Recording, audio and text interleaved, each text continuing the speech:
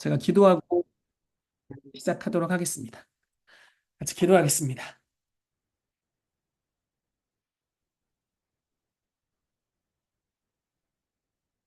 살아계신 아버지, 감사합니다. 오늘 속사람의 변화 인텐시브 과정에 사랑하는 분들을 보내주셔서 감사드립니다. 주님이 너무나 사랑하시고 또 주님의 사랑을 받으시는 한 분 한 분의 삶 위에 주님 이 6주간의 과정 말씀하여 주시옵소서. 그래서 우리의 삶에 하나님을 경험하는 놀라운 은혜의 시간이 되도록 성님 역사해 주시고 주께서 우리 마음을 부드럽게 해주시며 우리 마음 안에 있는 것들을 다루는 법을 배워가는 시간이 되도록 성령님 역사해 주시옵소서. 이 시간 놀라운 기름 부심과 권능으로 함께 해 주시기를 기도합니다. 주님의 인자와 자비가 이 시간 풀어지기를 기도합니다. 특별히 오늘 기도 상담 사역의 성경적 토대를 놓을 때 우리에게 지혜와 계시의 영을 부어 주셔서 이 기도와 상담 그리고 성화 또 내적 치유라는 이 과정을 잘 이해할 수 있도록 우리에게 은혜를 베풀어 주시옵소서. 축복합니다. 예수 그리스도의 이름으로 기도합니다. 아멘. 네, 강의안과 함께 나가도록 하겠습니다. 강의안이 무려 77페이지나 됩니다. 네, 세상 많죠. 저희 강사들이 보통 이런 한 챕터의 강의를 할 때 한 시간을 하라고 이야기를 들어요. 거의 불가능에 가까운 수준이다. 이렇게 생각하시면 될 거예요. 굉장히 내용이 방대하거든요. 그래서 최대한 하겠지만 혹시 못하게 되는 영역이 있으면 여러분 강의안을 좀 읽어보시면 분명히 도움이 될 거고요. 그리고 또 하나는 속사람의 변화라는 책이 있어요. 순전한 나드에서 속사람의 변화 1, 2권이 나와 있습니다. 아마 강의를 안 듣고 책만 읽으면 되게 어려운 책이에요. 되게 무슨 말 하는 거야 이럴 수 있는데 강의를 듣고 책을 읽으시면 훨씬 이해가 쉬우실 거예요. 그래서 요거는 뭐 필수는 아니지만 여러분들의 이해를 좀 풍성하게 할 수 있는 좋은 책이기 때문에 여러분들이 속사람의 변화라는 책을 좀 읽으시기를 추천을 드리고요. 그리고 또 하나, 상한 영의 치유라는 또 책이 있어요. 동일한 저자입니다. 존 샌드포드와 폴라 샌드포드 이 부부가 저술을 하신 책인데 요 네 권이 가장 대표적인 책이라고 할 수 있어요. 속사람의 변화, 상한 영의 치유 이렇게 둘 다 엄청 두꺼워요. 1, 2권, 1, 2권 있습니다. 그래서 여러분들이 읽으시면 정말 도움이 많이 될 거예요. 특별히 영성 사역 하시는 분들은 정말 읽으시면 와, 세상에 이런 통찰이 있어? 약간 이런 느낌이 들어요. 전 너무너무 깜짝 놀랐어요. 이분이 원래 선지자 출신이에요. 그래서 그 예언적인 예리함과 통찰이 어마어마합니다. 그러니까 신디 제이콥스의 영적인 아버지이기도 했으니까요. 그리고 지금 비레몬 감독님이 현대 선지자 운동을 시작하신 분이시거든요. 제가 최근에 미국에 다녀왔는데 비레몬 감독님 90세 생신 컨퍼런스에 다녀왔습니다. 사역을 하신 지가 70년이 되셨어요. 근데 그러니까 전 세계에서 이 선지자 운동을 거의 선구자로서 처음 시작하신 목사님이세요. 그리고 전 세계에 지금 100개국 넘게 CI라는 단체, 크리스천 인터내셔널이라는 단체가 지금 들어가 있고요.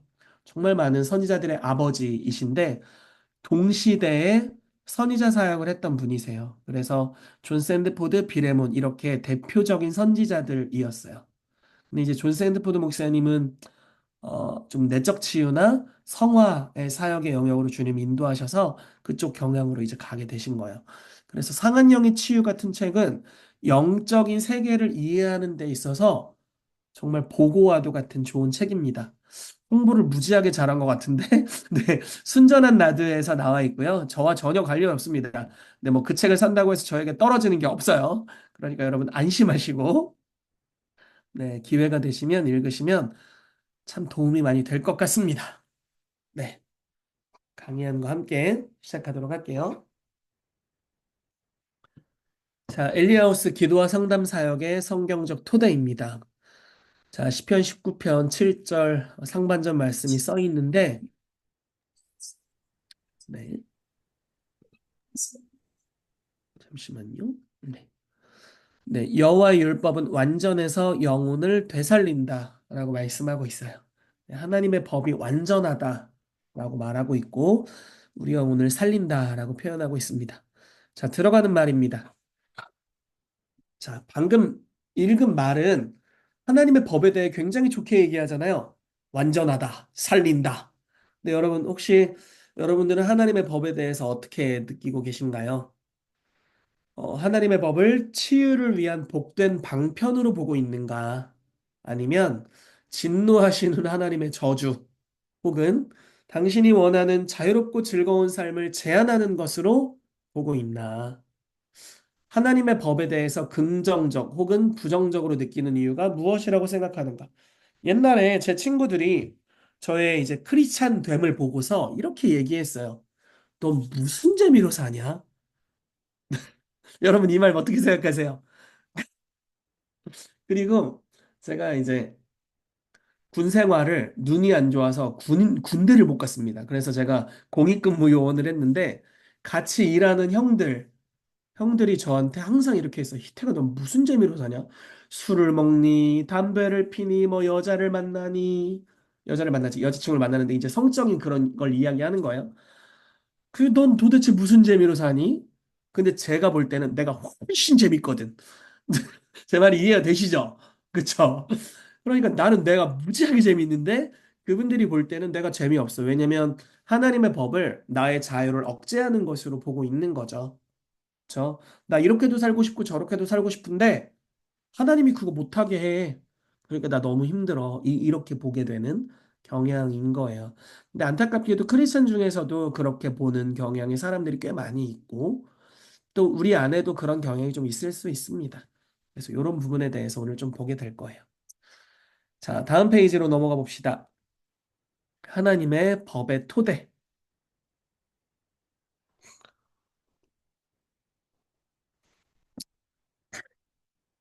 자, 당신의 마음은 하나님의 법을 어떻게 보는가? 자, 어려서부터 권위자에 대해 두려워하거나 분개함으로 인해 하나님의 법을 하나님의 복수, 앙가품 같이 느끼는가? 그 이렇게 표현해도 괜찮을 것 같아요. 선생님 하면 어떤 느낌이 듭니까? 예를 들어 경찰관 하면 어떤 느낌이 드나? 제가 어릴 때는 경찰관 아저씨였거든요. 우리 옆에 있는 착한 이웃 경찰관 아저씨. 근데 성인이 되고 운전을 하니까 경찰이 앞에 서 있으면 태도가 조금 달라지더라고요. 매지 않았던 안전띠를 얼른 맨다던가, 예를 들어 핸드폰을 보고 있었는데 운전하다 핸드폰을 안 본다던가, 이게 좀 제스처가 달라지죠. 그러니까 제 말이 이해되시죠? 저만 그런 거 아니죠? 네. 그러니까 어렸을 때는 경찰관 아저씨가 우리 도와주시지. 그리고 저희 아들 지금 경찰차 엄청 좋아하거든요. 좋아하지, 좋아할 때야. 근데 이제 크면 달라질걸? 이제 법으로 제재하는, 돕기도 하지만 제재하기도 하니까요. 그래서 여러분들은 권위자를 어떻게 보시나요? 선생님 모신다 하면 기쁜가요?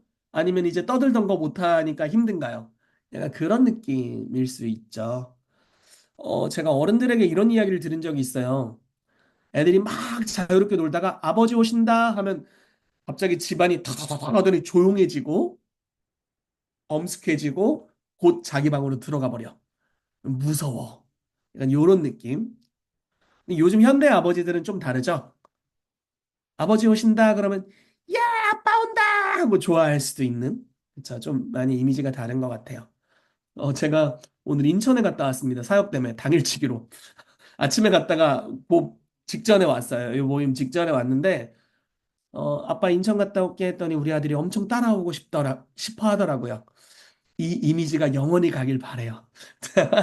그럼 나중에 하나님을 보는 데 있어서도 하나님은 함께하고 싶은 분에 대한 이미지가 있을 테니까요. 네. 자, 계속 좀 보도록 합시다. 때로 하나님이 벌하실 때가 있다. 그렇습니다. 그러나 하나님의 법은 처벌이 아니다. 이게 좀 중요한 영역이에요. 하나님의 법은 모든 사람에게 작용하는 힘이 있다. 자, 여러분, 제가 이런 전도 폭발이라는 전도 프로그램을 제가 대학교 1학년 때 신학교에서 배운 적이 있습니다. 그러면 이런 딜레마, 하나님의 딜레마에 대한 이야기가 나와요. 하나님은 심판하시는 분이시기 때문에 죄를 그냥 두실 수가 없다. 그러나 하나님은 우리를 너무너무나 사랑하셔서 우리가 심판당하는 것을 기뻐하지 않으신다. 그러므로 하나님은 하나님의 심판을 우리를 대신해서 담당할 오직 한 분인 예수님을 보내주셔서 그분에게 심판을 담당하게 하셨다. 그리고 그분을 믿는 믿음으로 하나님의 의를 갖게 했다. 뭐 이런 전도폭발의 뭐 핵심적인 내용들에 대해서 들은 적이 있습니다. 공부한 적이 있는데 그런 부분을 이야기하는 거예요. 하나님의 본심은 벌 주는 것에 있지 않아요. 여러분 믿으세요? 네. 그런데 하나님 벌을 줍니까? 안 줍니까? 주죠. 그리고 벌하세요. 자, 그러니까 주님이 이것들 죽여버려야지 하고 죽이는 게 아니에요. 이것들 두드려 빼야지 이런 게 아니에요. 오히려 법칙의 힘이라는 거예요. 심은 것을 거둔다. 라는 겁니다. 좀 이렇게 표현을 해볼게요. 제가 지금 제 왼쪽에 벽이 있는데 이 벽에다가 골프공을 세게 막 던지는 거예요. 그래서 튀겨서 제 머리에 탕 맞았어요. 너무 아파. 아 하다가 갑자기 막 하나님한테 신경질을 내는 거예요. 하나님, 주님이 나를 사랑한다면 어떻게 저에게 이런 일이 일어날 수 있습니까? 이렇게 해버리는 거죠. 제가 주님의 음성을 잘 들을 수 있다면 주님 뭐라고 말씀하실까요? 희태가 그거는 내가 널 사랑하는 것과 사랑하지 않는 것과 전혀 별개로 네가 그 방향으로 던졌어. 네 머리 맞게 네가 던졌다. 이렇게 말씀하실 거 아니에요? 그렇죠? 요즘은 아파트 옥상문이 다 잠겨 있대요. 이제 안 좋은 선택을 하는 사람이 많으니까. 근데 만약에 제가 오늘 이 모임을 한 거예요. 기분이 너무 좋아. 그래서 아, 주님 성령 충만한 것 같고 기분이 너무 좋아요. 날아갈 것 같아요. 하고 23층이거든요. 저희 아파트가. 23층에서 뛰었어. 날아갈 것 같아서. 그리고 정신을 차려보니까 천국이야. 또 물어보는 거죠. 주님, 왜 제가 여기 있어요? 기분이 좋아서 뛰었는데. 주님이 잘 사랑하시지 않는 거 아닌가요? 이렇게 말하면 주님 뭐라고 말씀하시겠어요? 이거는 법칙의 힘이란다. 이렇게 말씀하시겠죠. 제 말이 이해가 되시죠? 법칙이에요. 중력 가속도를 네 몸이 견디지 못해. 너는 꽤 무겁단다. 이렇게 말씀하실 거예요. 제가 무겁습니다, 여러분. 네. 그렇게 얘기를 하겠죠. 법칙이라는 거예요. 우리는 자연의 법칙을 믿어요. 그쵸? 그래서 높은 데서 안 뜁니다. 네. 뭐, 제 눈앞에서 제가 골프공을 벽에 튀길 일이 없어요. 법칙의 힘을 믿으니까. 그거 나한테 맞을 수 있잖아요. 근데 영적인 법칙도 힘이 있고, 영적인 법칙도 반드시 우리 가운데 이루어진다. 라는 거예요. 자, 좀 더 강의안을 볼게요. 자, 법을 어김으로. 자, 적법의 상실이 우리에게 어떤 영향을 미쳤나. 우리는 자연의 법칙이 절대적이라는 것을 알기 때문에 그것을 복종합니다. 그렇죠? 과학을 잘하려면 이 절대적인 과학의 법칙, 자연의 법칙 안에서 무언가를 연구하기 시작해야 돼요.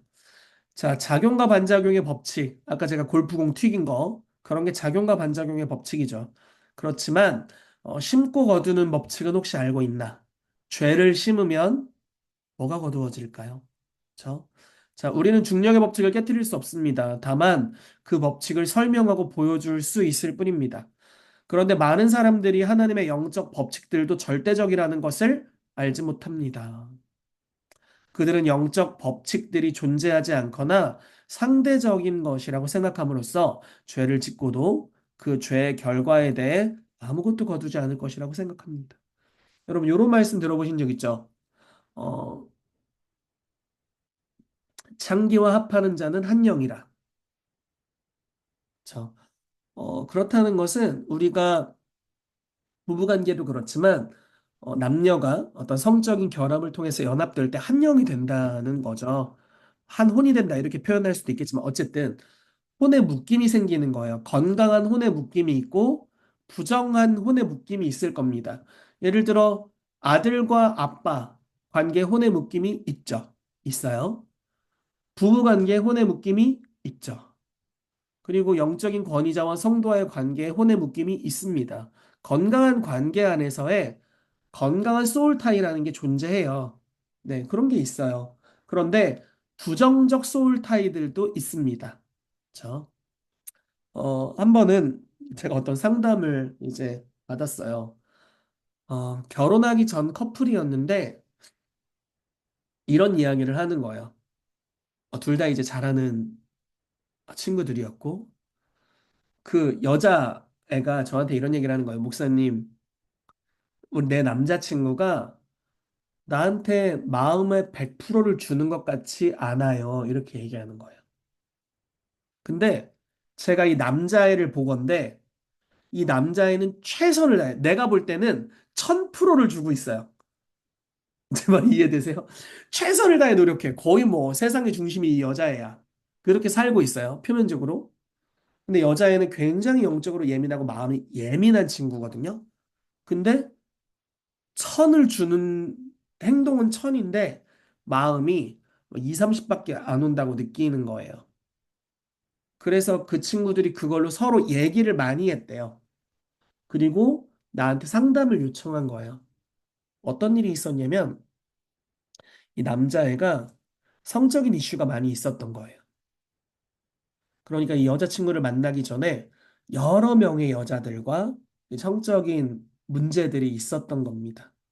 그래서 이 순진한 친구가 자기가 여태까지 잔 여자들 명단을 나한테 써왔어. 잘한 거야. 정말 잘한 거예요.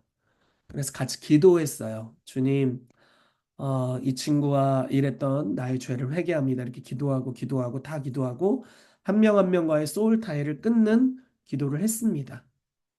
그리고 결혼을 했고 잘 지내고 있어요. 정말 서로 좋은 사랑의 관계를 맺고 있다는 것을 제가 들었어요. 자, 소울 타이라는 게 이렇게 역사하는 거예요. 숨긴다고 숨겨질 수 있는 게 아니에요. 아마 100%를 줬다고 느끼지만 10%밖에 가지 않는 많은 남자와 여자의 관계가 오늘날도 있지 않을까 이렇게 생각을 합니다. 그렇죠? 그러니까 소울타이라는 게 뭐냐면 예를 들어 내가 A라는 여자와 B, C, D라는 여자와 이전에 성적인 관계가 있었어요. 그리고 F라는 여자를 만났어요. 한 여자에게 마음 100%를 주고 싶지만 이미 연결이 돼 있어요. 더 큰 문제는 뭐냐면 이 사람이 어떤 스피릿이 역사하고 있잖아요. 그러면 이 연결된 끈을 통해 이 남자도 또는 이 여자도 이 스피릿에 동일한 영향을 받아요. 축사한다고 나갈 게 아니에요. 이걸 끊기 전까지. 제 말이 이해가 되시나요? 근데 이 연결이 많으면 네, 과부하 폭발하겠죠. 견딜 수가 없어요. 그러니까 우리가 아예 별거 아닌 일이야. 지나간 과거야. 이렇게 얘기한다고 없어지는 게 아닙니다. 여전히 법칙의 힘에 의해서 그것이 남아있고 우리의 삶에 나쁜 영향을 준다라는 거죠. 자, 뭐 이런 법칙들이 많이 있다라는 거예요. 심고 거둠의 법칙. 죄를 심으면 죄를 거두게 됩니다. 여러분 생각을 해보세요. 씨앗을 심었어요. 그럼 혹시 씨앗을 거두나요? 대추나무 씨앗을 심었습니다. 그럼 대추나무 씨앗을 거두나요? 그러면 누가 대추를 심어요? 그쵸? 대추나무 씨앗을 심으면 대추나무가 자라게 되고 나무에 대추가 어마어마하게 많이 맺히고요. 그 대추 알 하나하나에 다 씨앗이 또 있어요. 이걸 가리켜 증가의 법칙이라고 합니다. 자, 소자에게 냉수 한 그릇 대접한 것도 상을 잃지 않으리라 이렇게 말씀하셨죠. 그러면 냉수를 대접했어요. 그러면은 장래에 주님이 누구 시켜서 나에게 냉수 한 그릇 대접해 줄까요? 훨씬 좋은 걸 줄까요? 훨씬 좋은 걸 주죠. 증가될 거니까. 제 말이 이해가 되시죠? 나쁜 것도 똑같은 일이 일어난다는 거예요. 이게 문제입니다. 네, 판단을 했어요. 누군가를 미워했어요. 용서하지 못했어요. 근데 그게 심겨져서 좀 큰 덩어리로 우리의 삶에 되돌아온다. 라는 겁니다. 자, 우리가 믿거나 안 믿거나 안 믿어도 우리는 모두 하나님의 법칙들의 지배를 받습니다. 우리가 죄를 지을 때마다 심은 것을 거두게 하는 힘을 작동하게 합니다. 이거 법칙이에요. 자, 심고 거두는 법칙의 필연성을 분명히 알게 될 때 우리는 비로소 우리가 심은 것을 대신 거두어 주시는 그리스도가 우리에게 절대적으로 필요함을 깨닫게 된다. 자, 여러분, 율법이라는 것은 하나님의 법이에요. 이건 피할 수가 없어요. 그리스도의 구속의 은혜 외에는 피할 길이 없습니다. 여러분, 구약과 신약은 분명히 다른 목적이에요. 구약, 옛 언약, 율법은 하나님을 완전히 드러내 보여주지는 않았어요. 하나님의 어떤 모습들을 드러내 보여줬습니다. 그런데 율법의 목적은 그 로마서와 갈라디아서에 잘 나오는데 이렇게 표현되어 있어요. 모든 사람을 죄 아래에 가둔다. 그래서 결론이 이거잖아요. 모든 사람이 죄를 범하였음에 하나님의 영광에 이르지 못하더니 이게 이제 구약의 결론인 겁니다. 왜 그렇게 했나요? 예수님을 찾게 하려고. 그쵸? 예수 그리스도 외에는 우리의 구원이 없다는 걸 알게 하려고. 그래서 여러분, 율법이 진짜 살아운동에게 역사한다는 걸 믿으면 우리 예수님 안 믿으면 큰일 나요. 나 심은 게 너무 많거든요. 제가 여기서 얘기 안 했지만 제가 2년 동안 어머니 핸드백에서 500원짜리를 훔쳤습니다. 초등학교 3학년 때부터 5학년 때까지. 어머니 핸드백에 500원짜리가 많이 있는 그 굉장히 그 보화와 같은 것들이 있었거든요. 그 당시에 오락실 한 판에 100원이었는데 제가 2년 동안 훔쳤어요. 큰일 났다. 그쵸? 예수님, 예수님의 보혈로 씻겨지지 않으면 우리 아들은 한 20년 훔칠 수도 있겠는데. 그쵸? 되게 위험한 거예요. 내가 지은 죄가 한두 개였어야지. 아빠한테 반항하고 엄마한테 반항하고 얼마나 많은 죄를 지었는지. 근데 그게 거두어진다. 이 땅에서도 고난당하고 고통받고 지옥에 가겠죠. 너무 많은 죄가. 그리고 세대적인 건 또 어떨까요? 우리 아빠는 죄 안 지었나? 엄마는? 할아버지 할머니는? 그러니까 그게 세대를 거쳐서 많은 죄의 무거움들. 근데 그게 문제는 진짜 거두어진다는 거예요. 진짜예요. 이 거두는 것은. 근데 심은 만큼 거두는 게 아니라 증가의 법칙에 의해서 30배, 60배, 100배를 거두게 된다는 거죠. 그래서 예수 그리스도가 우리에게 절대적으로 필요하다라는 것을 깨닫게 됩니다. 네. 예수님께 피해야 살아요. 회개해야 삽니다. 네. 그래서 회개로 들어가게 된다는 거죠. 자, 갈라디아서 3장 24절에 잘 나와 있습니다. 이같이 율법이 우리를 그리스도께로 인도하는 초등교사가 되어 우리로 하여금 믿음으로 말미암아 의롭다함을 얻게 하려 함이라. 자, 어떻게 그리스도께로 인도하냐면 너 스스로에게는 의가 없다. 이렇게. 너는 죄인이고 죄의 대가를 거두게 될 거야. 그래서 그리스도만이 너의 소망이야. 이렇게 우리를 인도해 준다라는 겁니다. 자, 그래서 영적인 법칙이 뭐가 있는지 좀 살펴볼게요. 자, 네 가지 기본 법칙들이 있습니다. 첫 번째가 부모 공경의 법칙이에요. 제가 처음에 이 엘리하우스 과정을 배웠을 때 뭐야? 유교야? 효의 문화야? 뭐 이상한데? 뭐 이렇게 생각을 했었어요. 근데 유교에서 말하는 효와 이 부모 공경은 조금 달라요. 부모를 공경하라 할 때 이 공경이 존중이라는 단어와 동의어입니다. 그러니까 부모를 존중하라라는 걸로 바꿔 쓸 수 있고요. 그러니까 성경 영어로 뭐 honor라고 이야기하는 단어로 표기할 수 있어요. 존중한다라는 거예요. 유교적 공경은 부모가 원하는 거 다 해주는 거잖아요. 그렇죠? 근데 성경적 존중은 주 안에서 부모를 공경하라이고, 그리고 부모가 원하는 걸 다 해주는 것도 또 아니에요. 조금 다릅니다. 부모의 위치로서 존중해주는 영역이 강하고요. 하나님이 어, 우리 부모님을 어떻게 보시는지에 따라서 축복하고 또 위해주는 약간 이런 영역들도 있습니다. 그래서 조금은 다른 영역이 있는데 저희가 마지막 주차에 이것을 좀 더 보게 될 거예요. 자, 말씀을 봅시다. 너희 하나님 여호와께서 너희에게 명령한 대로 너희 부모를 공경하라. 그러면 너희가 오래 살 것이고 너희 하나님 여호와께서 너희에게 준 그 땅에서 잘 될 것이다. 참 좋은 말씀입니다. 부모를 공경하래요. 그러면 오래 산대요. 자, 여기서 오래 산다는 게 골골 80인가요? 아니면은 약간 모세 같은 케이스일까요? 120세 돌아가실 때까지 눈이 눈이 아주 부정하게 뜨고 있었고 네, 건강하셨다고 말하고 있습니다. 저는 그게 제 노년이 되기를 소망합니다. 이것이 여러분들의 노년이 되기를 소망해요.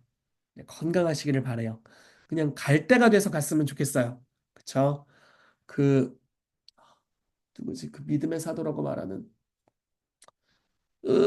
기억이 안 납니다. 이름이 그 믿음의 사도라고 불렸던 그 죽은 사람을 많이 부활시킨 분이 있어요. 이름이 생각 안 나니까 넘어갈게요. 그분이 자기 친구들이 다 먼저 간 거예요. 그래서 어느 날 주님께 이렇게 기도했대요. 주님, 이제 저도 가고 싶어요. 그리고 그 다음날 가셨대요.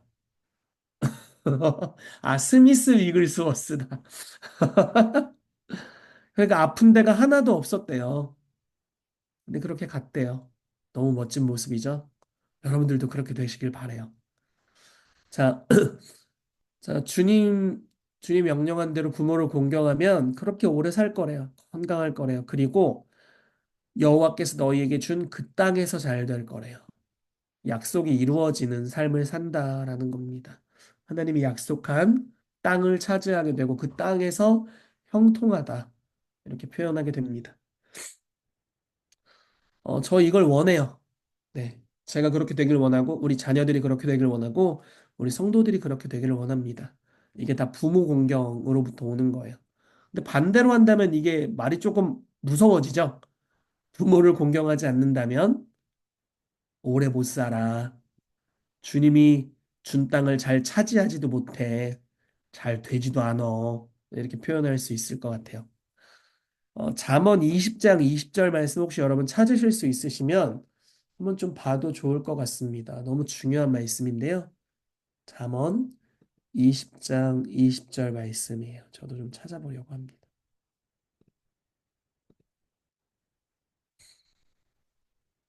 자, 제가 읽어드려 볼게요. 잠언 20장 20절. 자기의 아비나 어미를 저주하는 자는 그의 등불이 흑암 중에 꺼짐을 당하리라. 자, 이게 공경과 반대되는 말이죠. 좀 극단적인 표현이긴 하지만 아비나 어미를 저주하는 자는 그의 등불이 흑암 중에 꺼진대요. 뭐 밝을 때 등불이 있으면 뭐 괜찮습니다. 꺼져도 돼요. 촛불 이렇게 들고 있는데 꺼져도 상관없죠. 근데 아무것도 안 보고 흑암 중이에요. 거기에서 등불이 꺼지면 너무 어둡죠. 가끔 이렇게 차를 끌고 가다 보면은 이제 시골 동네를 가면요. 가로등이 없어요.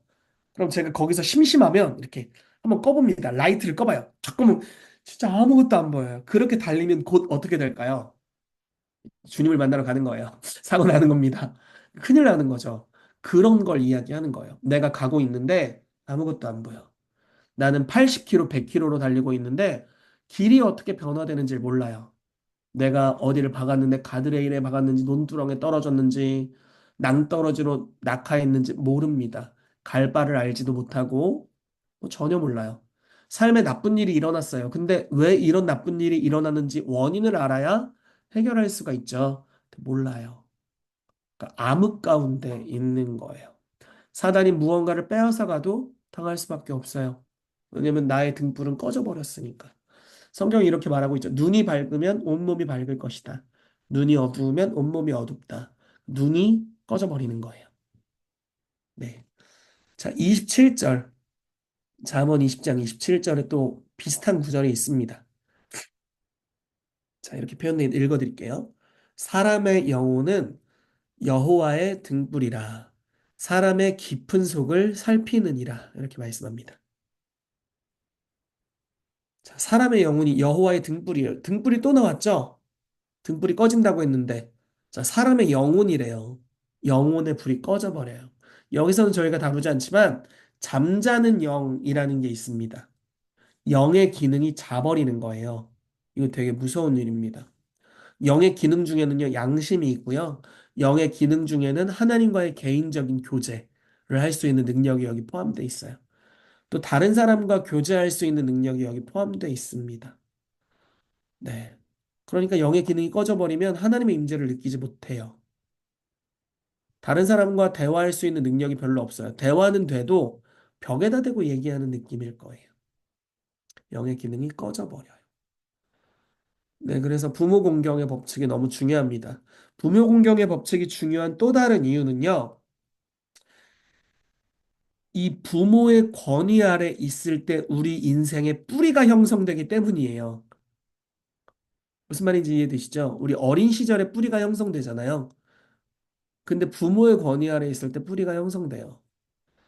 그래서 아빠, 엄마로부터 사랑과 보살핌과 위로와 격려, 훈계, 교육, 경계선, 적절한 징계, 뭐 이런 것들, 본을 보이는 가르침, 풍성한 공급, 이런 것들을 경험하면 아이의 영이 건강하게 살찌고 좋은 뿌리를 갖게 됩니다. 그래서 예를 들어 사랑받는 자의 뿌리가 생긴다고 해볼게요. 그러면 어디를 가든지 사랑받아요. 예수님 그런 분이셨잖아요. 하나님과 사람들에게 사랑스러워 갔다 이렇게 표현되고 있습니다. 저도 저희 아이가 그러기를 바래요. 네, 그러기를 바랍니다. 제 생각에 사랑을 너무 많이 받은 것 같아요. 그래서 어딜 가나 사랑받는 걸 느껴요. 제가 이제 애를 데리고 WNI를 갈 때가 있는데 그러면은 이렇게 한 바퀴 돌잖아요. 그냥 아빠는 제재하는 사람이니까 아빠 옆에 아니고 한 바퀴 돌잖아요. 그러면은 수많은 간식과 용돈을 받아가지고 나타납니다. 네, 수거해 오는 거예요. 할아버지 할머니들한테. 사랑을 받아요. 어디를 가든지. 참 감사하죠.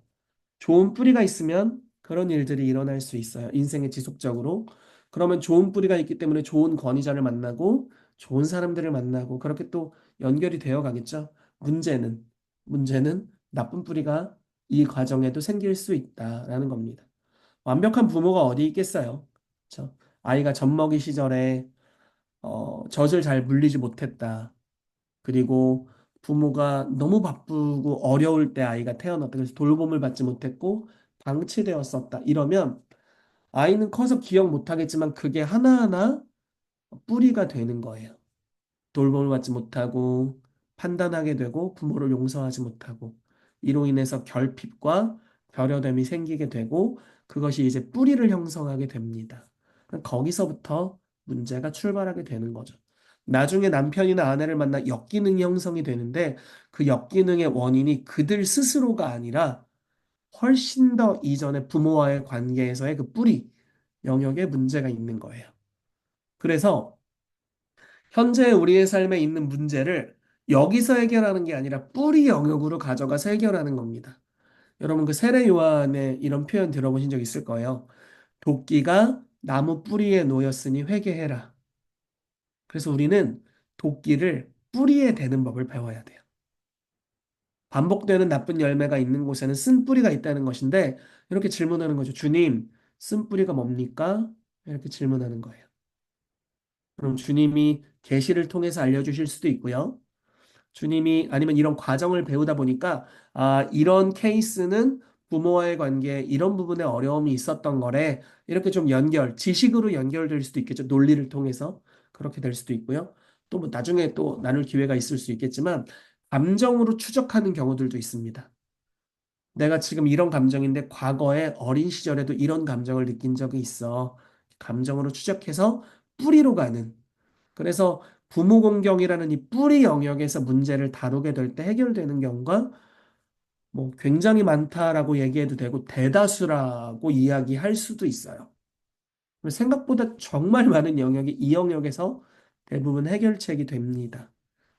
네. 너무 중요해서 이야기를 길게 했으니까 넘어가도록 하겠습니다. 심고 거둠의 법칙입니다. 말씀을 볼게요. 스스로 속이지 말라. 하나님은 업신여김을 받지 아니하시나니 사람이 무엇으로 심든지 그대로 거두리라. 자기의 육체를 위하여 심는 자는 육체로부터 썩어질 것을 거두고 성령을 위하여 심는 자는 성령으로부터 영생을 거두리라. 아멘. 심은 종류의 것을 거둘 거예요. 네. 콩 심은데 콩 나고 팥 심은데 팥 난다. 우리 선조들이 얼마나 지혜로웠는지 알 수 있어요. 그죠? 심은 종류의 것을 거두게 됩니다. 선을 심으면 선한 것이 오고 악을 심으면 악한 것이 옵니다. 네. 이건 100%예요. 법칙입니다. 그렇죠? 그런데 심자마자 거두느냐? 그건 아니에요. 그렇죠? 오래전에 심었고 한참 뒤에 거둡니다. 그래서 무엇을 심었는지를 잊어버리는 경우가 많아요.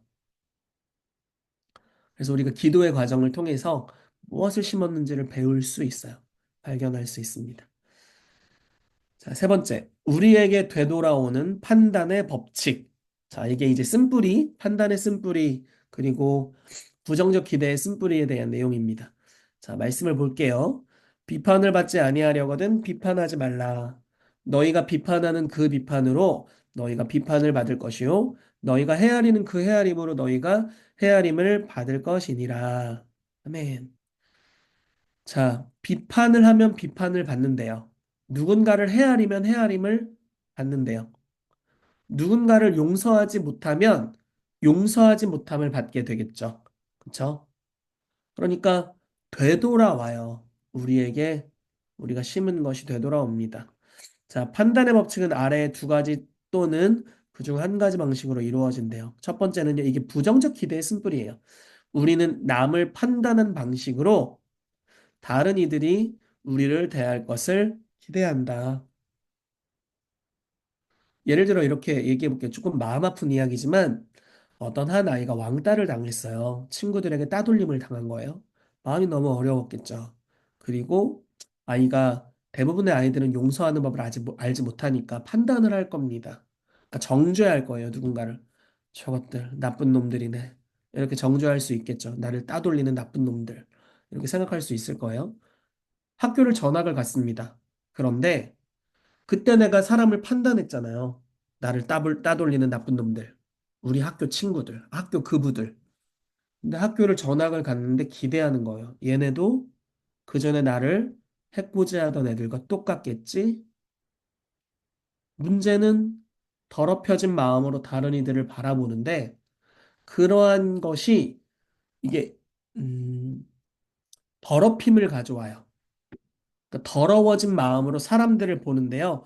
더럽힘을 가져오고 거기에 영이 같이 역사할 수 있어요. 스피릿이 같이 역사하는 거예요. 그리고 그런 기질과 성품을 가진 이들이 끌려요. 그러니까 남을 괴롭히는 아이들을 끌어요. 그럼 어떻게 될까요? 그 사건이 또 재현돼요. 그럼 이 아이는 어떻게 생각할까요? 거봐, 그럴 줄 알았지. 이렇게 생각하겠죠. 이게 부정적 기대의 쓴뿌리입니다. 이런 경우가 그냥 지금 한 예를 얘기했지만 굉장히 많습니다. 네, 굉장히 많아요. 그래서 이런 방식으로 판단의 법칙이 이렇게 거두게 된다. 또 하나는 우리가 판단한 사람을 닮아가게 돼요. 이건 진짜 마음 안타까운 일입니다. 내가 진짜 싫어하는 모습이었는데 내가 그 모습이 되어 있는 경우. 알코올 중독자의 대부분이 아버지가 알코올 중독자거나 어머니가 알코올 중독자였대요. 너무 안타깝죠? 아내를 때리는 대부분의 남편이 아빠가 엄마를 때리는 걸 보고 컸대요. 근데 아마 그렇게 생각했겠죠. 어떻게 엄마를 때릴 수 있어? 저 악마잖아. 이렇게 생각할 수 있을 거예요. 근데 커서 자기가 진짜 하기 싫었던 그 행동을 어느새 하고 있어요. 왜일까요? 법칙의 힘입니다. 네. 자, 어떻게 역사되냐면, 자, 누구든지 온 율법을 지키다가 그 하나에 거치면 모두 범한 자가 된대요. 그러니까 다른 사람을 판단한다면 그 판단의 죄의 씨앗이 내면에 심겨져요. 뭐야, 저건 나쁜 행동이잖아. 저건 나쁜 사람이야. 자, 행동을 이야기하는 건 괜찮습니다. 분별해야 되니까요. 그런데 판단한다는 건 좀 다른 거예요. 정죄, 심판자의 위치에 올라가서 죄를 정해버리는 거예요. 이거는 이제 악한 행동입니다. 예를 들어 판단을 하는 거예요. 그럼 어떻게 되냐면 심겨져요. 죄의 씨앗이 심겨지고 용서하지 않아요. 그 사람을 용서하지 않아요. 그러니까 나도 용서받지 못해서 여기 죄가 남아 있어요. 그러면 죄가 남아 있는 상태로 이 안에서 증가의 법칙에 의해서 씨앗이 뿌리를 내리고 뿌리를 내린 것이 이제 막 줄기가 쭉 나오고 줄기에서 가지가 촉 나와요. 그래서 원래는 씨앗 형태였는데 내가 판단한 사람과 똑같이 되는 경향의 줄기, 즉 습관, 구조, 성품 이런 게 형성이 됩니다. 그리고 나중에 가지에서 열매가 맺혀져요.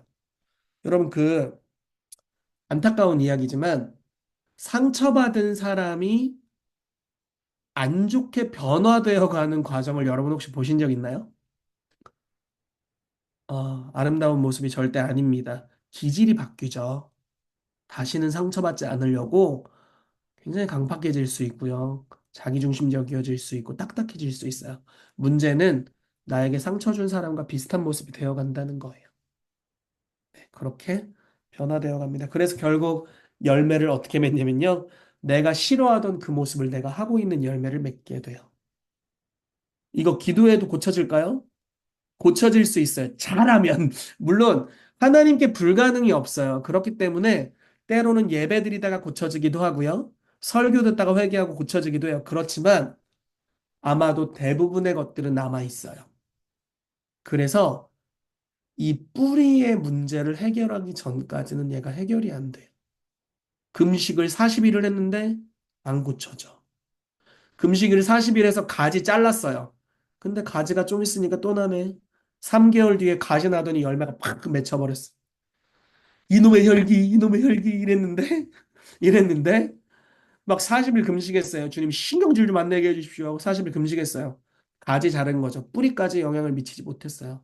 뿌리는 부모님과의 관계에서의 그 옛적 기억 안에 있거든요. 그래서 요거를 다루어야 된다라는 겁니다. 자, 증가의 법칙을 보도록 할게요. 자, 네 번째입니다. 우리가 심은 것이 배가 되어 우리에게 되돌아온다. 굉장히 좋으면서도 기분 나쁜 법칙이에요, 이게. 자, 좋은 것을 심으면 좋은 것을 거두게 될 겁니다. 100배, 60배, 30배. 자, 악한 것을 심으면 악한 것을 거두게 될 겁니다. 증가시켜서요. 이스라엘이 바람을 심었는데 광풍을 거두었대요. 와, 무섭죠. 그렇죠? 자, 쓴 뿌리가 우리에게 쓴 열매를 거두게 합니다. 히브리서 12장 15절인데 여러분은 하나님의 은혜에서 떨어져 나가는 사람이 아무도 없도록 주의하십시오. 또 쓴뿌리가 돋아나서 괴롭게 하고 그것으로 많은 사람이 더러워지는 일이 없도록 주의하십시오. 자, 쓴뿌리가 돋아나면 어떻게 되냐면요. 자기가 괴로워요. 그리고요. 다른 사람이 더러워지기도 해요. 주변을 더럽힙니다. 그래서 안타까워요. 뿌리가 해결되어야 합니다. 뿌리. 네, 열매를 다루는 것으로는 한계가 있다. 뿌리를 다루는 법을 배워야 한다라는 겁니다. 자, 쓴 뿌리는요, 우리의 육신 안에 구조를 세웁니다. 이게 아까 제가 뭐 줄기라고 이야기한 부분이라고 생각하시면 돼요. 씨앗이 심겨져서 그 씨앗에서부터 뿌리가 나와서 쭉 이렇게 심기잖아요. 쭉 심기잖아요. 여기서 이제 줄기가 자라나는데 이 줄기가 내가 판단한 사람을 닮아가는 성품 구조, 습관, 중독, 역기능, 약간 이런 것들입니다. 자, 뿌리들이 십자가에서 죽은 것으로 확신하여 받아들이면 심고 거두는 법칙이 그것을 되살리지 못한다. 그러므로 어떤 구조들은 스스로 사라진다. 이게 무슨 말이냐면 여러분 뿌리의 영역에 죄가 심겨졌잖아요. 그럼 그걸 회개하게 되면 주님이 그 죄를 씻어주세요. 그럼 뿌리 영역에 어떤 것들은 제거가 됩니다. 그런데 줄기가 남아 있다는 거예요. 여러분 그 파 같은 거 집에서 가끔 심는 경우도 있잖아요. 파를 심었어요. 근데 뿌리째 쫙 뽑았어. 그럼 살아있는 겁니까? 죽어있는 겁니까? 가만히 내비두면 죽잖아요. 그렇지만 아직 자체적인 생명력이 있죠. 그렇죠? 그런 경우예요. 그래서 뿌리가 제거됐지만 이 줄기 부분이 아직 남아 있습니다. 즉 구조가 남아 있어요. 중독의 습관들, 예를 들어 무슨 일이 생기면 확 낙심해 버리는 기질, 그리고 관계적인 어려움이 있으면 갑자기 분노해 버리는 기질, 그리고 마음이 조금만 힘들으면 막 담배나 알코올 중독으로 가는 기질, 이런 기질이 아직 남아 있다는 거예요. 그래서 어떤 것들은 뿌리가 해결되면서 이 줄기 부분까지 해결되는 경우도 있어요. 근데 어떤 경우는 줄기를 따로 해결해야 돼요. 뿌리는 십자가에서 예수 그리스도의 볼로 씻겨질 수 있습니다. 줄기는 기질을 십자가에 못 박아야 돼요. 다른 표현을 좀 써볼게요. 기독교의 한 영역에서는요, 음, 너의 기질을 십자가에 못 박으라고 계속 이야기합니다. 그리고 너는 죽었다고 선포하라고 해요. 이거 옳은 건가요? 옳은 겁니다. 문제는 뭐가 있냐면요. 어떤 사람은 못 박았는데 못이 박혀요. 진짜 죽어. 어떤 사람은 죽지가 않아요. 왜 안 죽냐면 뿌리가 시퍼렇게 살아있어요. 제 말이 이해되세요? 왜 이렇게 머리통에 안 좋은 생각이 많은지 모르겠어. 이렇게 이제 하는 거예요. 그래서 우리의 생각, 악한 생각을 다 십자가에 못 박아버려. 이러고 이제 막 못 박는 겁니다. 매일 못 박아요. 그리고 성령을 따르면 성령의 생각을 한다. 성령의 생각, 성령의 생각. 이렇게 하는 거예요. 안 돼. 안 돼. 왜 안 되냐? 쟤는 되는데 왜 나는 안 되냐? 그럼 막 어떤 사람들은 더 해, 1000번씩 해, 뭐 이런단 말이에요. 1000번을 해도 안 돼요. 왜 안 되냐면 뿌리가 살아 있어요. 뿌리를 제거하면 줄기를 못 박아라. 못 박힐지어다 하면 진짜 못 박혀요. 거기서 실제 해결책이 일어나게 되는 겁니다. 그래서 뿌리를 다루는 것, 줄기를 다루는 것, 즉 심겨진 죄의 씨앗을 다루는 것, 기지를 다루는 것, 둘 다 해야 한다. 라는 말씀을 드리는 겁니다.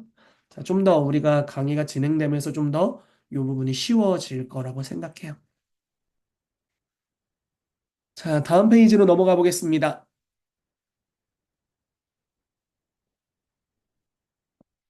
자, 우리가 어린 시절을 되돌아볼 때 부모를 원망하지 말아야 한다. 우리의 잘못된 반응이 잘못된 길로 인도한 것이다. 가끔 이런 사역을 하다 보면 부모님을 원망하는 경우들이 많이 있습니다. 또는 우리가 가계 치유 같은 걸 하잖아. 그럼 조상 탓하는 경우도 있어요. 좀 안타깝긴 합니다. 근데 여러분 중요한 건 부모님이 잘못한 것이 우리를 잘못된 길로 인도한 건 아니에요. 우리의 심겨진 반응이 우리를 잘못된 길로 인도한 거예요. 자, 예를 들어서, 자, 불우한 환경 안에서 지냈어요. 이 환경으로 인해서 우리가 잘못된 게 아니에요. 이 환경 안에서 우리가 심은 우리의 죄가 쓴 뿌리와 쓴 열매를 맺은 겁니다. 제 말이 이해되실까요? 자, 그래서 회개가 중요해요. 회개하면 변화될 거예요. 그래서 회개가 해결책, 가장 중요한 해결책 중에 하나라고 볼 수가 있어요. 지금 부모를 원망하지 마라. 뭐 이런 이야기가 있어요. 쌍둥이, 동일한 날에 태어난 쌍둥이가 부모로부터 동일한 푸대접을 받은 거예요. 굉장히 큰 어려움을 당했어요. 그런데 어떤 쌍둥이 형제는 용서했고, 어떤 쌍둥이 형제는 용서치 못했고, 삶의 결과가 완전히 판이하게 다른 모습들도 볼 수 있거든요. 그러니까 환경이 이 사람을 만들어낸 게 아니에요. 환경에 대한 악한 반응이 쓴 뿌리를 가져온 겁니다. 네. 그렇기 때문에 회개가 중요하다. 나중에 쓴뿌리를 다룰 때 이런 부분을 좀 더 다루도록 하겠습니다. 가끔 이런 경우가 있습니다. 그냥 죄진 적이 이 사람은 죄를 지은 적이 없는데 죄송해요. 미친 X가 와서 미친 짓을 한 거예요. 그래서 너무 힘들고 어려운 경우도 있어요. 근데 그로 말미암아 시작된 원망과 판단이 비슷한 사건을 지속적으로 일어나게 할 수도 있어요. 제 말이 이해되시나요? 안 좋은 쪽으로 성적인 노출이 있었어요. 어떤 여자분에게. 그냥 그놈이 나쁜 놈이었어. 그놈이 나쁜 놈이었다고요. 그런데 이 사람 완전 피해자죠. 너무 어렵겠죠, 마음이. 저는 이런 케이스를 많이 상담을 해봤습니다. 마음이 너무 어려울 거예요. 근데 문제는 이런 일이 앞으로 또 발생할 수 있다. 왜냐면 가해자를 판단했기 때문에. 부정적 기대의 쓴뿌리가 작동할 수 있다. 그렇기 때문에 회개를 해야 되는데 회개를 하라는 것은 저희 다음 주에 아마 다른 강사님이 나눌 겁니다.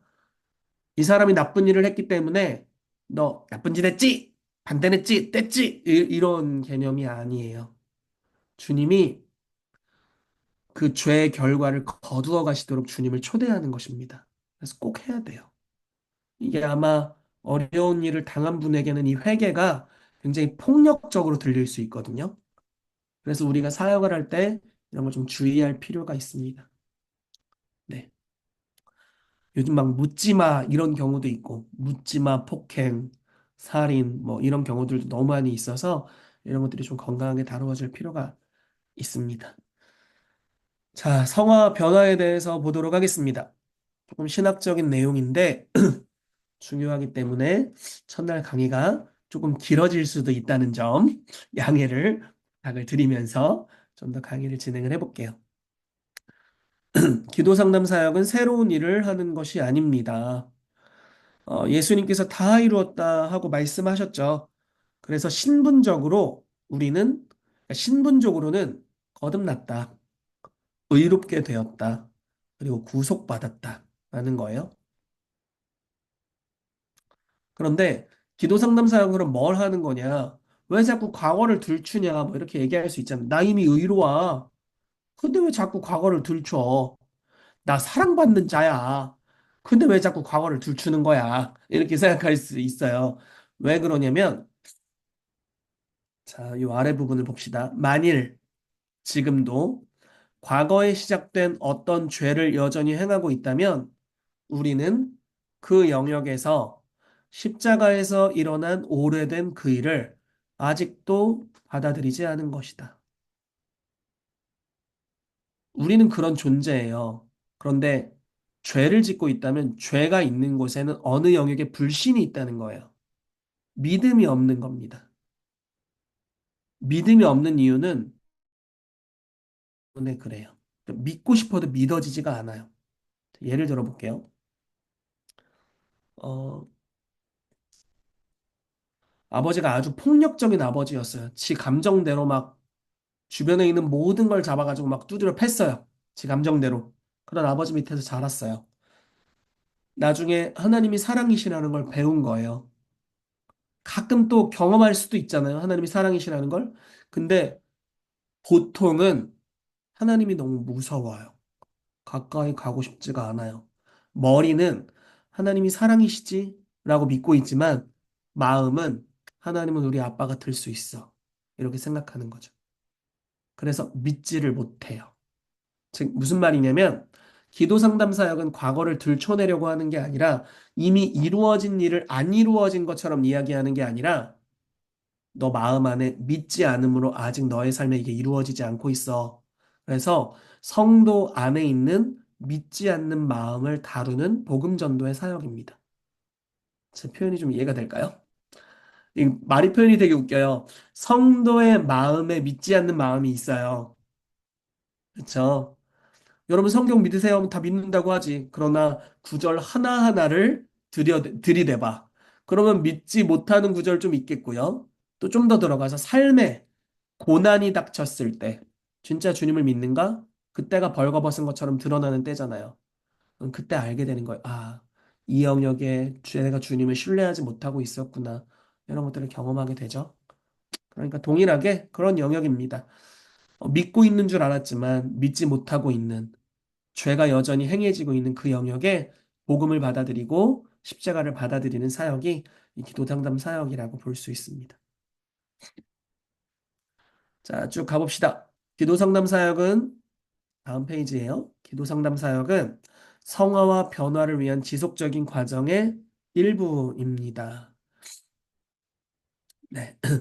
죄는 율법을 어기는 것만이 아니라 영적 질병입니다. 이게 무슨 말이냐면 죄를 지으면 아유 어겼네 이런 게 아니라 죄를 지었다는 건 죄가 들어왔다는 건 병 걸렸다는 뜻이에요. 제가 최근에 멀리 선교 여행을 다녀왔습니다. 갔다 왔더니 우리 아들이 폐렴에 걸려 있더라고요. 그러니까 너무 안타깝죠. 자녀가 폐렴 걸리면 너무 안타까워. 입원할 뻔했는데 다행히 입원 안 하고 잘 치료가 됐어요. 근데 죄를 짓는다는 건 병 걸린 거라고 동일하게 표현하고 있다는 거예요. 네. 그래서 뭐 여기 이사야 말씀이 있죠. 병 걸렸다. 이렇게 표현하고 있습니다. 자, 구원이라는 것은 단회적인 법적 집행일 뿐 아니라 회개와 용서를 포함한 지속적 치유 과정이다. 즉, 성화의 과정이라는 이야기입니다. 자, 구원이라는 헬라어는 법적인 구원일 뿐 아니라 온전함, 내면의 건강으로 이어짐을 의미합니다.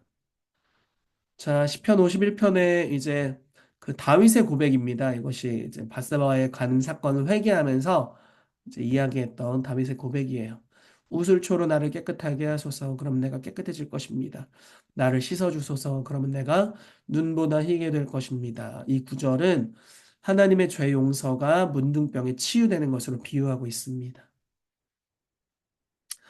그래서 성화라는 것, 예수님을 닮아간다는 것은 구원의 완성을 향한 과정, 칭의뿐만 아니라 성화가 또 중요하죠. 완성의 과정이라고 볼 수가 있어요.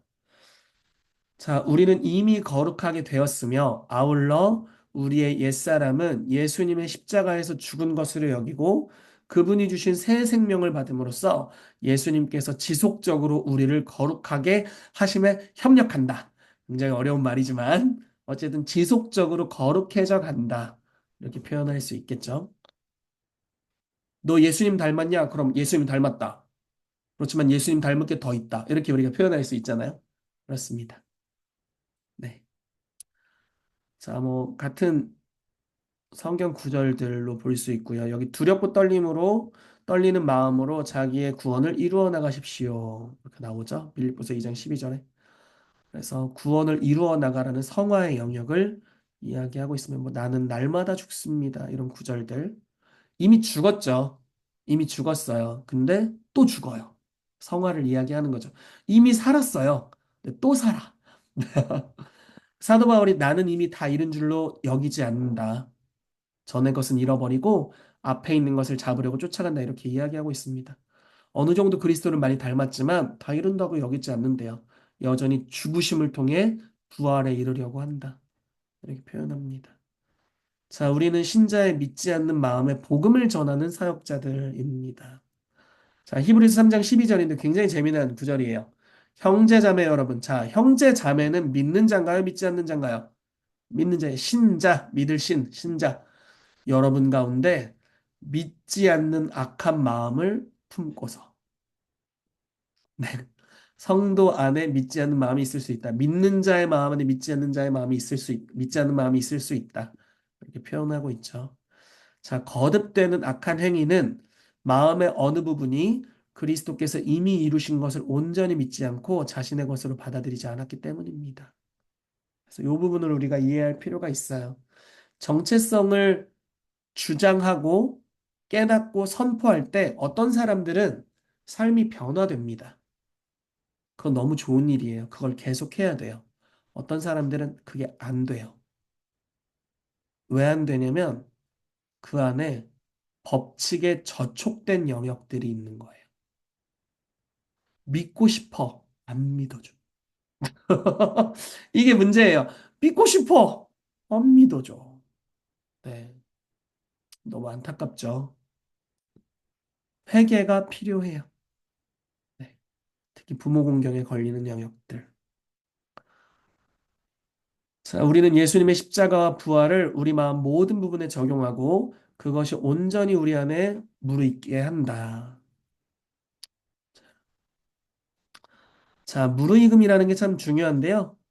자, 무르익음이란 자기의 죄를 충분히 미워하고 그에 대해서 죽을 준비가 되어 있는 것을 포함합니다. 예를 들어, 무르익지 않은 사람에게 이러한 과정을 들으라고 강제하시는 경우들이 있어요. 보통 우리 어머님들이 아버님들을 모시고 오는 경우가 이런 경우에 해당되는 경우가 있습니다. 당신 꼭 들어봐야 돼! 이렇게 거의 막 안 들어오면 막 죽일 것처럼 막 이렇게 하는 경우가 있어요. 안타까운 것은 무르익지 못할 때가 있어요. 무르익지 않았어. 그러면은 이게 어려워요. 무르익었다는 것은요, 내가 어떤 대가를 지불하더라도 이거 해결할 거야. 이게 무르익음의 단계예요. 나 이제 이 죄가 옛날엔 좋았고 어느 정도 나에게 쾌락을 주었고 유익함을 주었지만 이 죄의 열매가 이제 지긋지긋해. 이제 나 무슨 대가를 지불해서라도 이 죄를 끊고 이거에 대해 자유케 될 거야. 요게 무르익음의 단계라고 볼 수 있어요. 그래서 혹시 주변에 무르익으신 분들 계시면 이 짝으로 좀 보내주시기를 바랍니다. 그래서 무르익은 사람들을 사역해야 합니다. 자, 여기는 좀 해당되진 않는데 여기는 소그룹이 없으니까요. 여러분들이 나중에 소그룹을 받게 된다면 이제 소리를 내어 기도하는 게 중요하다라는 이야기가 여기 나와 있어요. 자, 요거는 좀 읽어보시기를 추천을 드릴게요. 자, 성화는 변화로 이끈다. 자, 도덕적으로 올바른 어떤 것이 망가져서 단순히 수리가 필요한 것이 아니다. 하나님은 우리가 죽고 부활되기를 원하신다. 요거를 좀 설명을 해드릴게요. 치유를 받으러 오시는 분들 중에 이런 경우들이 있어요. 내가 이런 상처를 받았고 또는 이런 트라우마 사건이 있었고 이 부분에서 치유되길 원해요. 그럼 이제 우리는 이렇게 생각하잖아요. 그런 사건이 있기 전에 나의 모습으로 회귀하는 걸 생각해요. 그쵸? 이런 사건이 없었더라면 이런 좋은 모습이었을 텐데 이런 모습을 생각합니다. 근데 주님은 그렇게 하지 않으세요. 무슨 말이냐면 더 좋은 걸 예비하고 계신데 뭐냐면 두 가지로 얘기를 해드려 볼게요. 하나는 상처받기 이전의 상태로 돌리는 것이 아니라 이것을 합력하여 선을 이루게 하세요. 그래서 이런 치유의 여정을 통해 어마어마한 변화를 이 사람의 삶에 주세요. 여러분, 자, 몇 사람 예를 들어볼게요. 요셉을 생각해 보세요. 형들이 요셉 안 팔아 먹었으면, 보디발이 예수님 깜빵 안 보냈으면 요셉이 그런 사람 됐을까요? 아니요. 집에서 그, 뭐야, 무지개색 옷 입고, 세마포 옷 입고 떵떵거리며 살았겠지. 그 동네에서 좀 영향력 있는 청년 정도 됐겠죠. 그렇죠? 그렇지만 삶에 많은 고난과 연단이 있어요. 많은 상처를 받았고 찢겼어요. 너무너무 아팠어요. 그렇지만 용서를 선택했고 하나님을 잡았고 하나님의 말씀을 붙잡았어요. 꿈을 포기하지 않았고요. 그 연단의 10여 년간의 기간을 통해 요셉이라는 위대한 하나님의 사람이 태어나게 됐습니다. 이게 주님이 하시는 일이에요. 그래서 아, 상처를 받는 건 좀 마음 아픈 일이지만 우리가 주님 안으로 들어갈 때 그건 유익함으로 변화됩니다. 자, 또 하나의 케이스를 말씀드릴게요. 주님은 상처를 받고 또 죄를 짓는 우리들 굉장히 연약하잖아요. 그래서 이 상처받고 죄를 짓고 죄를 회개하고 치유받고 이런 여정을 통해서 뭘 깨닫게 하길 원하시냐면 기태가 네 안에는 선한 것이 아무것도 없어. 오직 하나님이 너의 의로움이시고 하나님이 너의 지혜이고 하나님이 너의 거룩함이야. 그분을 강하게 의지하고 살거라. 이런 것을 가르치시는 거예요. 우리 안에 선한 것이 없어요. 여러분, 이게 예수님의 삶이었습니다. 요한복음 5장에 예수님의 삶이 참 잘 나와 있거든요. 이렇게 말하고 있어요. 나는 스스로 말하는 것이 없다. 아버지께서 말씀하시는 것만 말한다.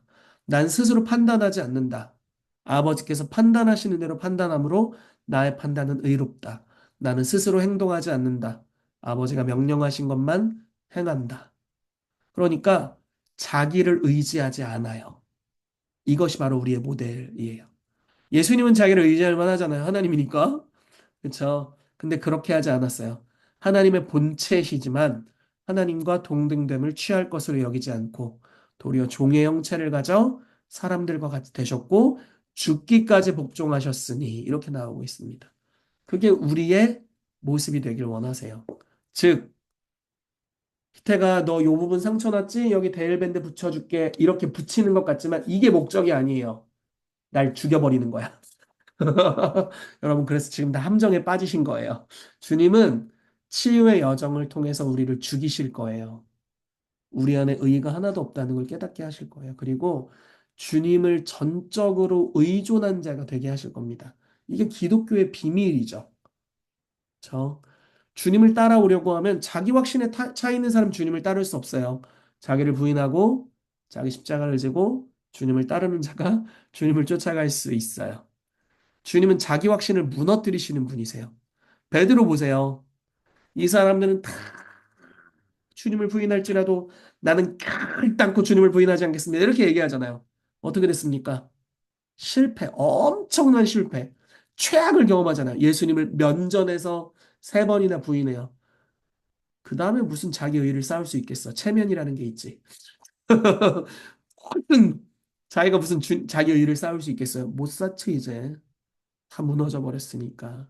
그리고 주님이 오히려 찾아오시고 회복시켜 주시고 나중에 완전히 비어진 그릇, 자기의가 사라진 이 빈 그릇에 주님이 성령을 채우시죠.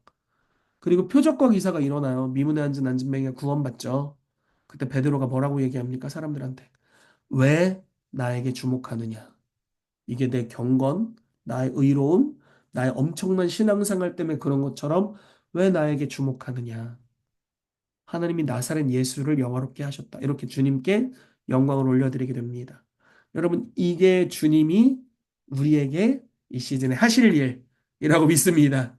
네, 그래서 여러분, 죄송한 말이지만 죽으시기를 바래요. 그리고 부활하시기를 바랍니다. 네, 스스로를 의지하는 것에서 벗어나서 주님을 의뢰하는 것을 배우시기를 예수 그리스도의 이름으로 축복합니다. 그럴 때 진짜 변화가 일어날 거예요. 그는 흥하고 우리는 쇠하고 모든 영광을 취하시고 수많은 이적과 기사의 통로가 되는 역사가 풀어지게 될 겁니다. 자, 다음 페이지로 볼게요. 하나님은 바울에게 결단력과 능력을 주셨어요. 문제는 바울이 그 능력을 교회를 핍박하는 데 사용했죠.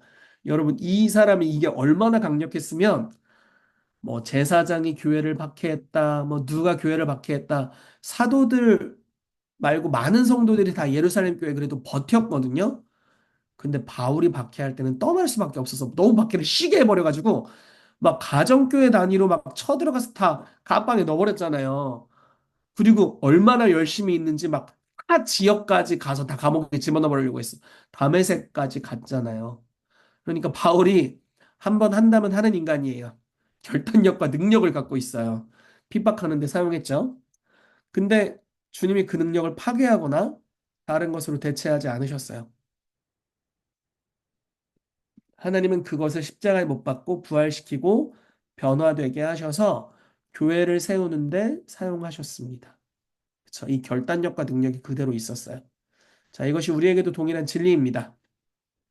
자, 예를 들어, 하나님은 당신에게 다른 사람들의 마음 안에 있는 것들을 감지하는 신비로운 능력을 주셨을 수 있습니다. 만약 여러분들이 그 능력으로 다른 이들을 무너뜨리는 데 이용한 것을 회개하면 약간 무당이 약간 이런 케이스일 수 있겠죠? 그리고 영적으로 예민한 사람들이 이런 케이스일 수 있어요. 하나님은 그 능력을 십자가에 못 박게 하시고 부활케 하셔서 그 능력으로 다른 이들을 세워주는데 사용하실 것입니다. 그래서 건강한 예언 사역자가 되게 하실 수 있을 것 같아요. 자, 하나님은 당신에게 영향력을 발휘할 능력을 주셨을 수 있습니다. 만약 당신이 그것으로 남을 조종하고 막 자기에게 유익하도록 다른 사람을 조종하게 했다면 이렇게 사용한 것을 회개한다면 하나님은 그 능력을 십자가에 못 박게 하시고 부활케 하셔서 당신이 그 능력으로 다른 이들을 권면하며 사랑으로 세워줄 수 있도록 그런 사도적인 기능을 하도록 세워주실 거예요. 자, 변화. 하나님은 우리의 죄를 영광으로, 우리의 사막을 정원으로, 그리고 우리의 연약을 강점으로 바꾸십니다. 저에게 이런 케이스가 좀 있습니다. 저는, 어, 마음이 되게 예민한 사람이에요. 여러분, 남자가 마음이 예민하면 전혀 유리하지가 않아요. 남자가 마음이 예민해 터지면 전혀 유리한 경우가 별로 없습니다. 왜냐면 우리 남자들 세계는 좀 거칠잖아요. 근데 이제 저희가 결정을 해야 되는 거예요. 이 거친 남자들의 세계를 살아가기 위해서 마음을 강팍하게 하고 딱딱하게 해서 나의 기질을 바꿔서 살아갈 것인가? 굉장히 예민하고 섬세한 이 마음을 잘 지키고 주님 앞에 치유를 받고 요 기질을 유지해서 하나님의 영광을 위해 쓰여질 것인가? 근데 주님이 저를 후자로 이끌어 주셨어요. 감사하게도. 그래서 제가 여전히 섬세한 마음을 가지고 있습니다. 근데 이런 마음을 가지고 리더십의 기름 부으심이 함께 하니까 정말 사람들의 마음을 지도자의 위치에서 터치할 수 있는 그런 은혜가 삶에 임하게 되더라고요. 네. 이런 것들이 좋은 변화. 사실 남자들 세계에서는 약점일 수 있었는데 이게 이렇게 강점으로 쓰이게 될 줄은 몰랐어요. 뭐 이런 것들 뭐 여러 가지가 있겠죠. 이런 것들이. 네. 이런 변화의 역사가 일어날 수 있습니다. 자, 이렇게 좀 강의를 봤고요. 아래에 보시면 회개와 감사의 기도도 있고 또 관련된 성구도 좀 나와 있습니다. 그리고 강화라는 부분이 있는데요. 여기 좀 깊은 이해가 필요한 영역에 대해서 설명이 나와 있어요. 여긴 뭐 거듭난 크리스찬의 내면의 깊은 곳을 다루는 사역의 필요성 이렇게 나와 있죠. 나 그리스도 안에서 이미 거듭났는데 왜 내면을 다루어야 돼? 이렇게 의문을 가지고 있으면 이런 부분을 좀 읽으시면 도움이 좀 될 겁니다. 네. 이렇게 여러분들이 강의안을 적극 활용하셔서 이 긴 강의안의 은혜를 누리시기를 바랍니다. 제가 이 시간 잠시 기도하고 저희 소개하는 시간을 갖고 잠시 기도 사역하는 시간을 좀 짧게 갖도록 하겠습니다. 제가 잠시 기도하겠습니다. 살아계신 아버지 감사합니다. 이곳에 있는 한 분 한 분을 예수님의 이름으로 축복합니다. 주님, 기도와 상담 사역을 통해 성화와 변화로 나아가는 이 놀라운 여정으로 우리를 초대해 주셔서 감사합니다. 과거의 일련의 사건을 다루는 것을 통해 현재 우리의 삶에 변화를 가져오는 이 하나님의 나라의 성화의 열쇠를 이 시즌에 이곳에 있는 한 분 한 분이 갖게 되도록 주여 일하여 주시옵소서. 지혜와 계시의 영을 부어주시고 하나님을 더욱 알도록 우리 가운데 역사하여 주시옵소서. 당신의 임재로부터 오는 놀라운 축복이 오늘 우리 가운데 풍성하게 임하게 되기를 예수 그리스도의 이름으로 기도합니다. 주님, 사랑을 부어 주시옵소서. 예수님의 이름으로 기도합니다. 아멘.